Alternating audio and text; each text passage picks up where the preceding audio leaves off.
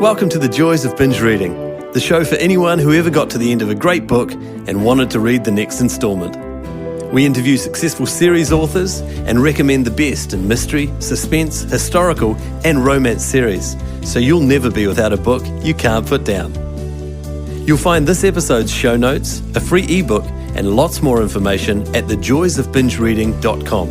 And now, here's our show. Sarah Barrie's best-selling rural mysteries feature strong women who don't need rescuing. Women very much after Sarah's own heart. Hi there, I'm your host Jenny Wheeler, and today Sarah talks about why city women seem to love reading romantic suspense set in the Australian countryside, and about the joys of running a farm while also writing popular fiction.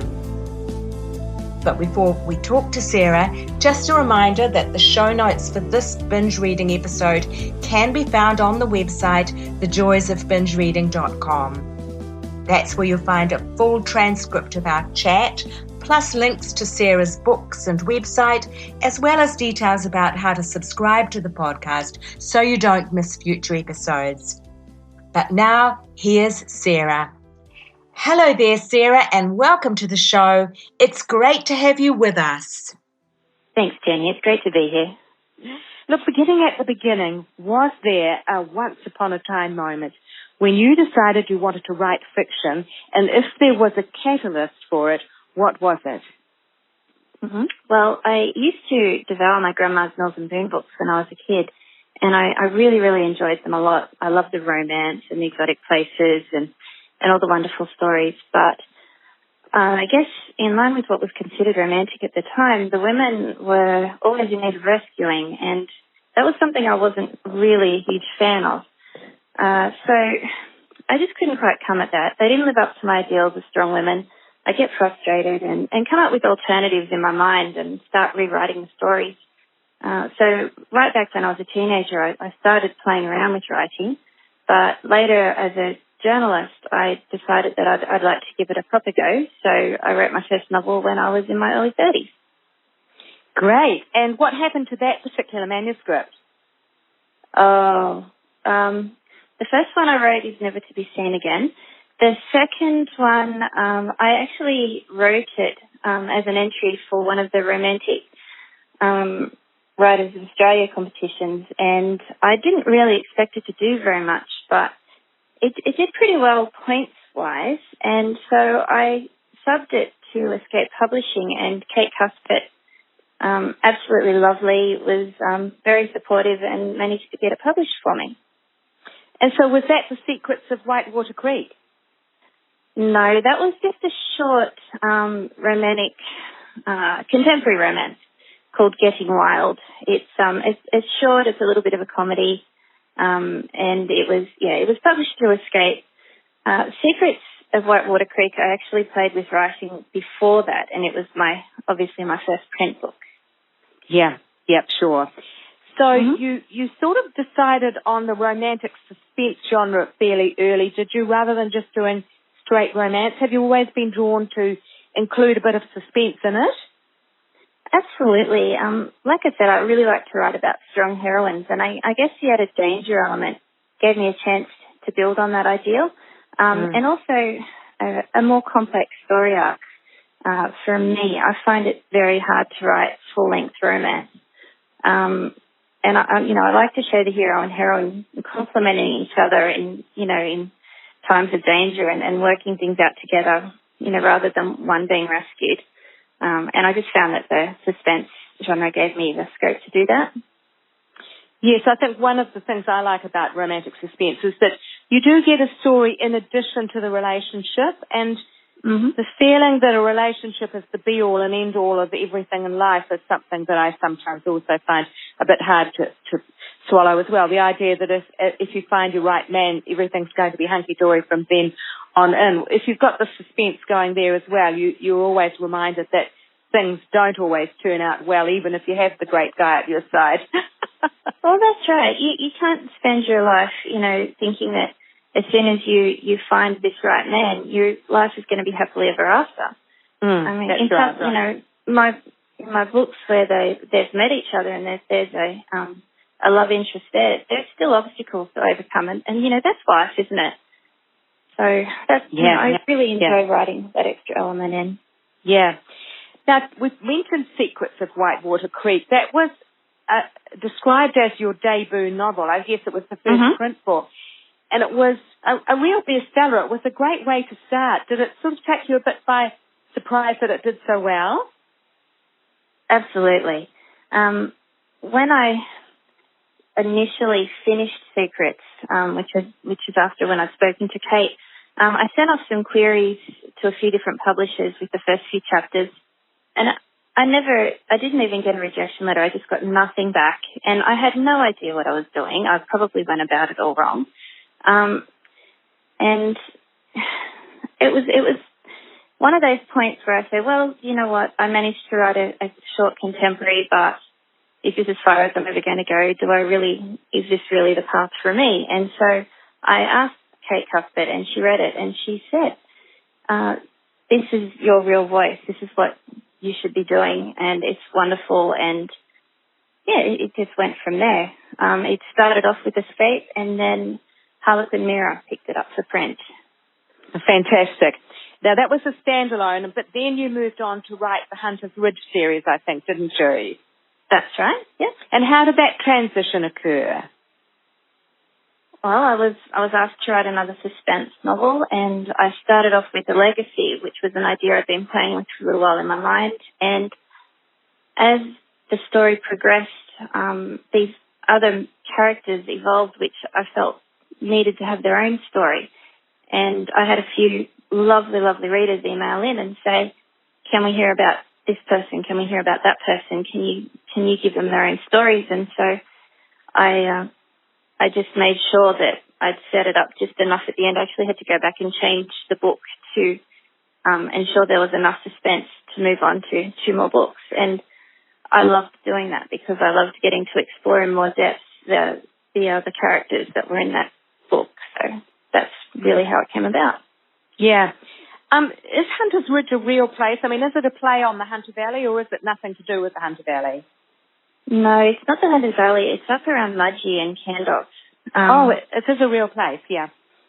Yeah, it's based on a real place, but there are a few little twists and turns that wouldn't be realistic in that area that I just needed for my story. And coming up with a fictional town allows you to make those changes if you need them to, but certainly that area, yes. Yeah, sure. Now, your latest book, Blood Tree River, is set in Tasmania, and it features a woman police officer who goes undercover to investigate in a country lodge where missing girls has been staying, and then they go missing. Is this planned as a standalone, or is it the start of a feature? A series? Again, it was planned as a standalone, and it is very much a standalone book in its own right. But again, I've got 2 more books set with some of the same characters involved. They will be 3 complete standalone books. You won't have had to read, any of the others in order to enjoy them. But again, playing with this idea of bringing some more characters forward. It seems that readers really enjoy that. They like to see the progression of characters through the 3 books, the longer period of time. And it's certainly fun to write. Yes, and we'll get on to talking a little bit more about that later because, this is called The Joys of Binge Reading, and there really is quite a trend towards series books, even if they're not series strictly speaking, but involving the same characters or the same setting or some link so that they feel as if when they've invested time in the first one, they're going to get payoff by having others that they can read that are very similar. I think it works well today for writers, doesn't it, as well as readers? Absolutely. Readers, you're right, they invest in the characters, they get to know them, and as soon as they pick up that second or third or whatever it is book, they already know and love the characters, or they're already very interested to see how their stories are going to pan out and how what's happened in previous books is going to affect them moving forward. And they almost become like real people in the author's head, I think, by the time you've gone through like 3 books in several years. And I think it helps you to develop a more complex character. And that's obviously only going to benefit the books. So all of your books are set in rural Australia, aren't they? And I gather you live on a country property yourself. Is that part of the fun for you, writing about a rural area? It is fun. It's a lot of people will say, write what you know. I don't strictly agree with that. I think that you need to push your boundaries and keep evolving as an author. But there are certainly elements to living on a farm that can be brought through on the pages in so many ways. Even if it's just a little bit of comedy or a little bit of a break from the tension, or otherwise to build that and to help with that suspense, having that little bit of knowledge of country life certainly helps. And I think, it is interesting to read about. There's so many different story arcs involved in rural living, and it's a basis for who a lot of my characters are. Yeah. And there's been a real boom in rural romance generally, hasn't there, over the last, maybe as long as a decade. I mean, a decade ago there was hardly anything of that kind around, and now there's at least a dozen writers who are writing in that rural romance genre. What do you think the appeal of rural Australia is to readers who, probably 80% of them at least, live in big cities? Well, there is, I guess, that novelty of reading what you perhaps don't know. But it's also, from speaking to readers, I think that as a nation, Australians, even if we don't live in the country, we seem to be able to identify with it. We're raised on, the Man from Snowy River and all of these wonderful stories and poems, and we just have a strong sense of who we are. And I think that people that can't be out there, readers that can't experience it firsthand, really enjoy feeling like they're coming into contact with the rural element of Australia through reading the books. Yeah, I agree with you, actually. I mean, even as a Kiwi, I enjoy that aspect of it, that you feel as if you're visiting a part of Australia and learning more about it. It's quite a strong draw. Yeah. So if readers wanted to visit Hunter Country, for example, the landscape of your books, where would you suggest they go? All right. Well, as I said before, out around Mudgee and a lot of the smaller villages and towns around there, but also Culmura, Mangrove Mountain, Peats Ridge, which is in the western part of the Central Coast of New South Wales. All those, valley and mountain areas and the rural farming areas out there, they're prime examples of the places that I'm writing about. Sure. And it's sort of western New South Wales as well, is it? Have I got my geography right? How far into New South Wales is it? Is it not as far as... It's basically between Sydney and Newcastle, but west of both. Okay. So you're kind of, it's kind of almost sort of in the lower half of the middle, I suppose you'd say. Yeah. Geography is not my thing. And you're on the Central Coast, aren't you? Correct, yes. Yeah. How far from the coast are you? About 3/4 of an hour, I would say. We're geographically probably not that close, but the roads where we are all like freeways and motorways to get everywhere, so it doesn't take too long, which is great. Lovely. Yeah, it's lovely. Look, turning from specific books to a wider look at your career, is there one thing you've done more than any other that you think has been the secret of your success? I'd probably say just keep writing. Excuses. Yeah. If you can't find time, you have to make time. It's, the most difficult part of creating a bestseller is simply getting in front of that keyboard every day, no matter how many other things need to happen. If you can sit down and get the words down, you'll create a book. And, obviously you just need to keep at it and don't be discouraged. Some days you might get 500 words. Sometimes you might get 100. It's the whole idea of just sitting there and getting it done and believing that it's going to turn into a book. That's probably been the biggest thing for me, is to be able to get that time in when I really don't think I can. Sure. Tell us a little bit about your daily discipline. Do you have a certain number of hours that you write, or how do you fit it into your day? Because you're a busy mum as well, and you've got a lot of other interests. How do you fit it in with everything? Well, so I don't really have a typical day except to say that we get up early and get all the farm stuff out of the way. The kids have to go to school. I spend 3.5 hours in the car every day getting my kids to various schools. Oh, gosh, do you? Yeah, it's busy. This time of year, like every 4 hours, I'm feeding lambs, and, you know, the horses are barely getting a look in, and we've got the house and all the other stuff. We've got an orchid farm as well. So what I need to do is be flexible in my time frame, but always try and at least find 2 hours.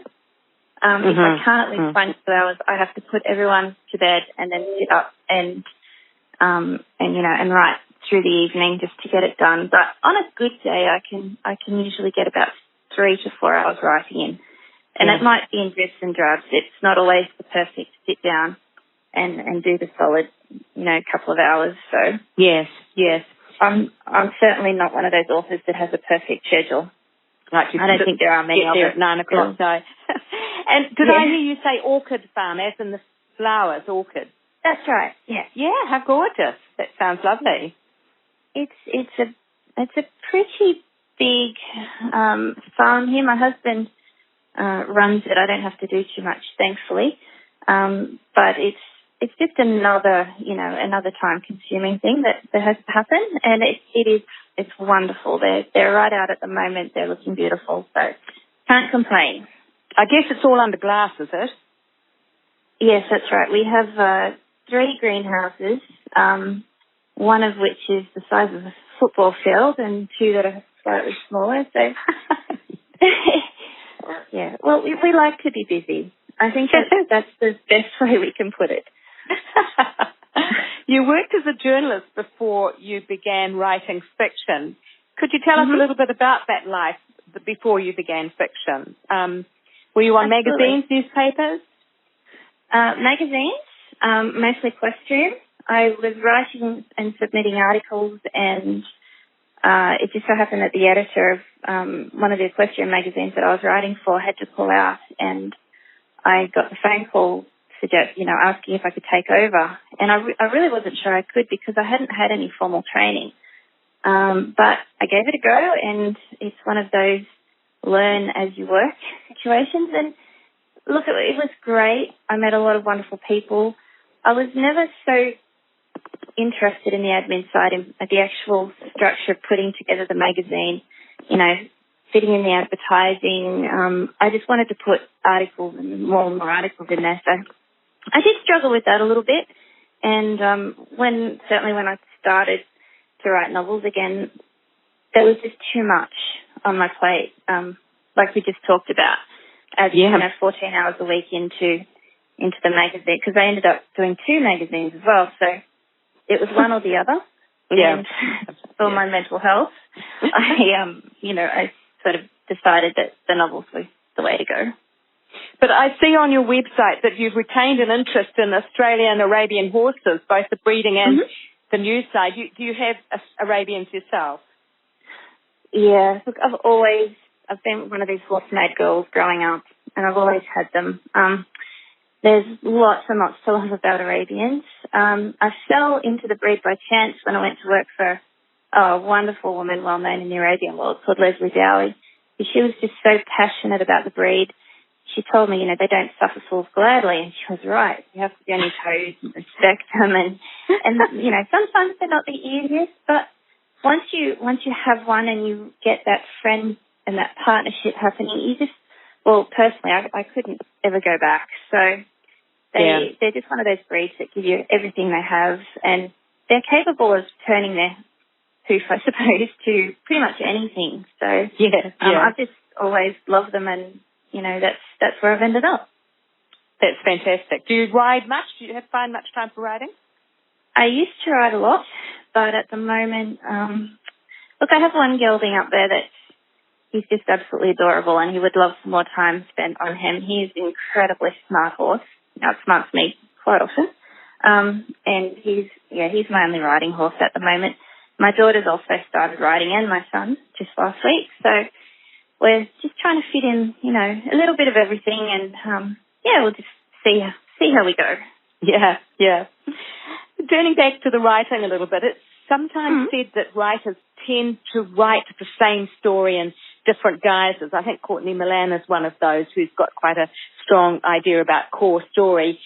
Would you agree with that idea? And if so, have you yet decided what that story is for you? No. But I suppose in one sense, themes might be similar, and certainly some authors do write with a core structural element that is pretty easy to spot. That doesn't necessarily detract from each story. It can work really well. But all I really think about is writing strong heroines overcoming almost insurmountable odds, and how many different ways can I show this. So I don't personally write to any formula.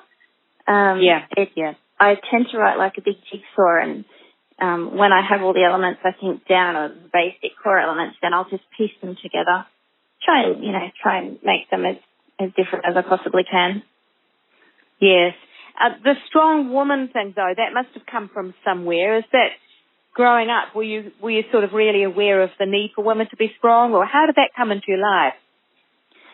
I think if you grow up in a rural area, especially on a farm, you can't be waiting around for the dad or the brother or the boyfriend or the husband to come and rescue. You need to be able to round up the cattle. You need to be able to lift the feed bags. You need to be able to pull a lamb. You need, and it's expected out here. It's not, you don't get cosseted because you're a female. You have all the same responsibilities. You do the same jobs, and really, like I said, going right back to those northern booms, that whole idea of being looked after, like you're fragile, it just wasn't something that ever resonated with me at all. Right. Did you grow up in that same area where you now live, or? Yes, I did. Yeah. Well, I moved to the property across the road when I was 30, but that's about as far as I've gone. That's right. Oh, that's gorgeous. So, as I mentioned, this is called The Joys of Binge Reading because I see it as being about authors who do write books that are linked or in series.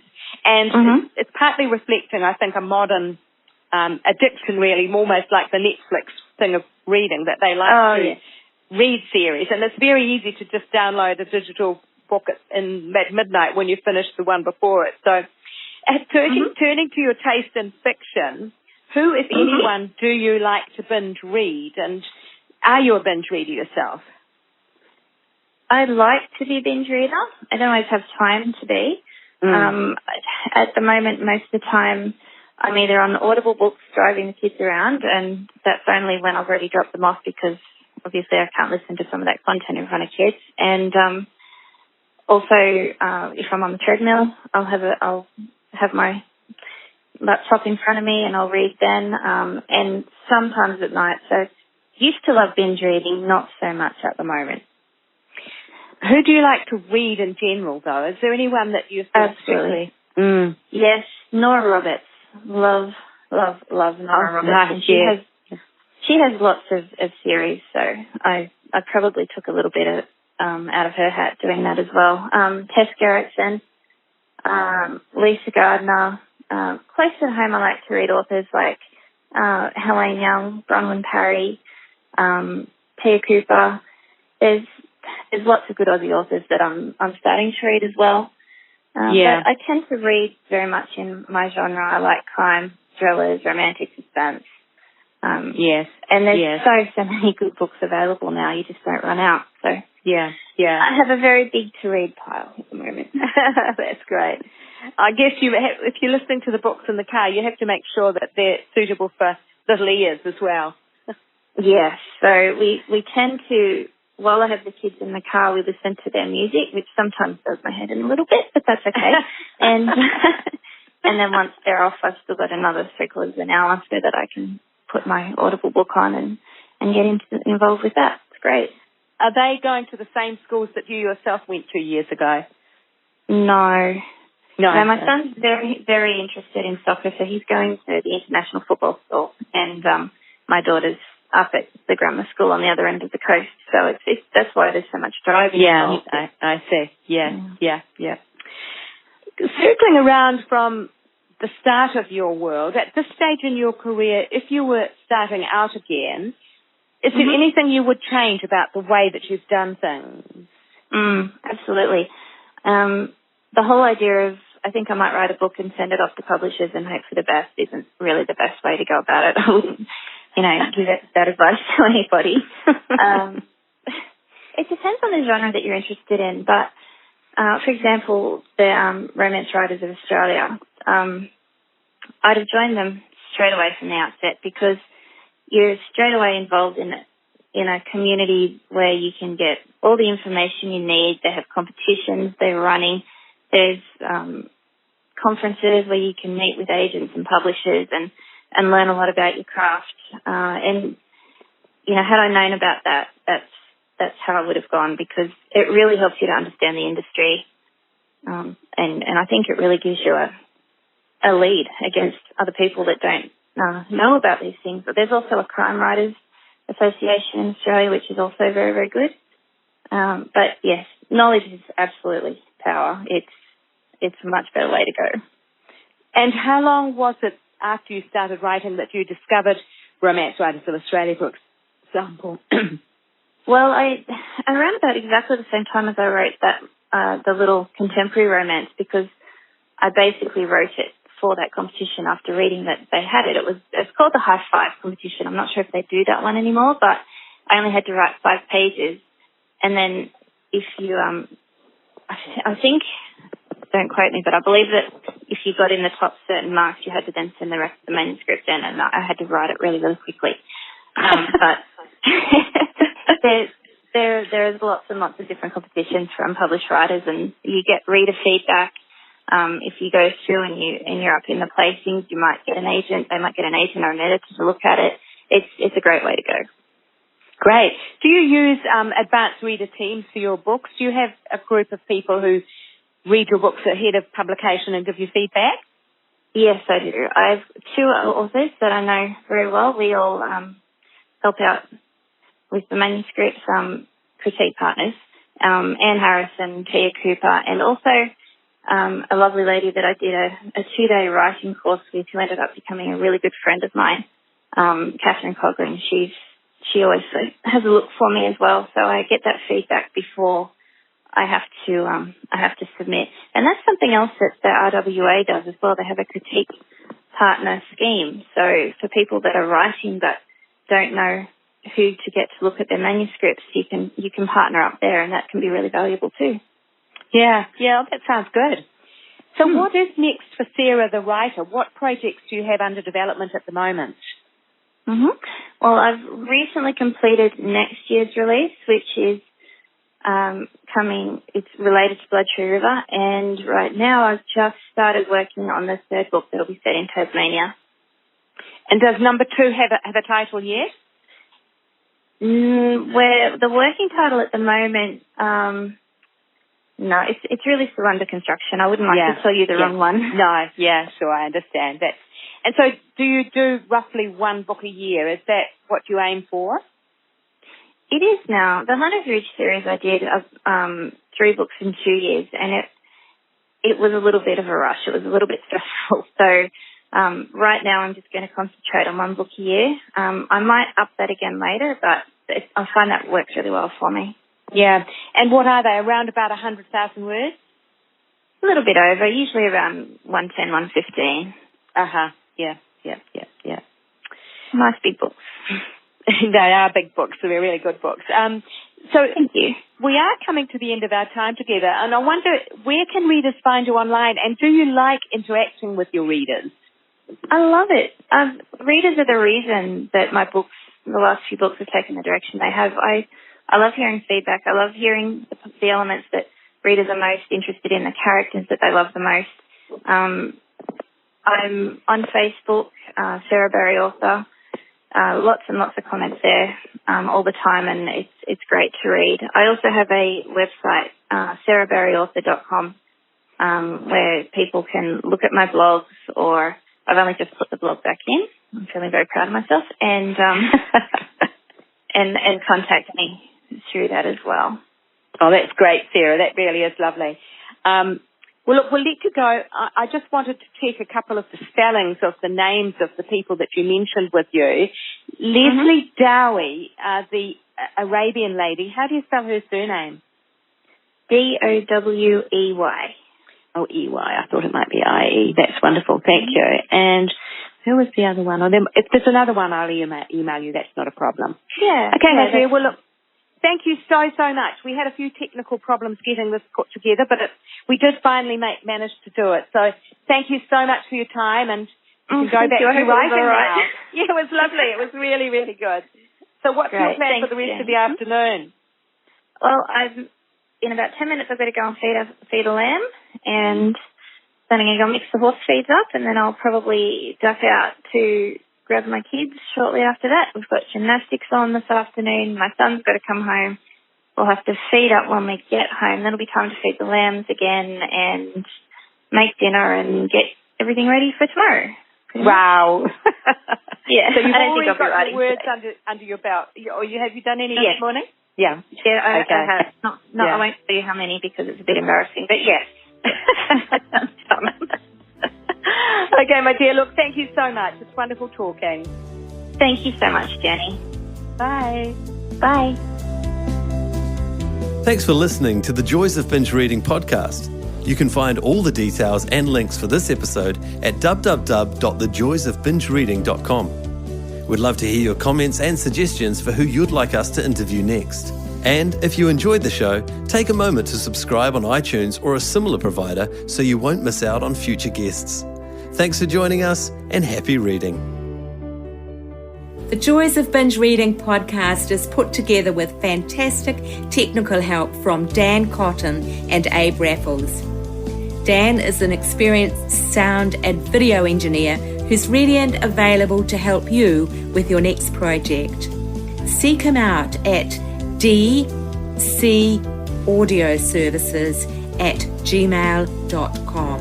That's D for Daniel, C for Charlie, audioservices@gmail.com, or check our show notes. He's fast, he takes pride in getting it right, and he's great to work with. Our voiceovers are done by Abe Raffles, another gem of sound and screen. Abe has 20 years of experience on both sides of the camera/microphone, as a cameraman director and also as a voice artist and TV presenter. I think you'd agree that his voice is both light-hearted and warm. He is super easy to work with no matter what the job. You'll find him at Abe, A-B-E, at pointandshoot.co.nz. As I say, the full details in the show notes on the website. That's it for now. Thanks for listening. Hopefully see you next week. Bye.